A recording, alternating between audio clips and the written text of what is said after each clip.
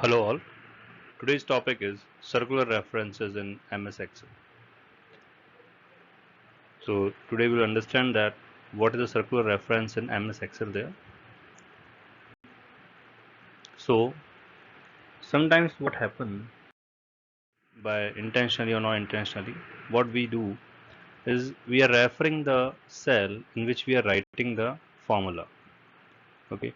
Suppose I am writing here in the A2 cell, that is A1 plus A2 multiplied by 3. So here I am referring the same cell in the formula in which I am writing the formula.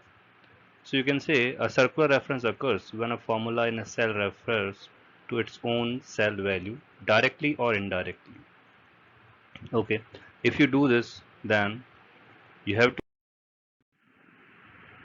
just check it. Another example there.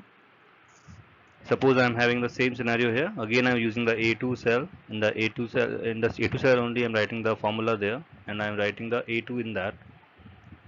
So this will give you what? This will give you the circular reference there. Okay, means you cannot do that. You cannot refer the same cell in which you are writing the circular sorry, in which you are writing the formula.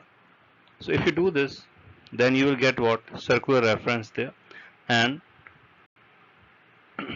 in the status bar also you will see the circular reference will appear there in whatever cell you are having. Suppose here we are having the A2 cell, and the result will be 0 there. So how to correct this? Just remove that circular that cell address from the formula in which you are writing the formula there.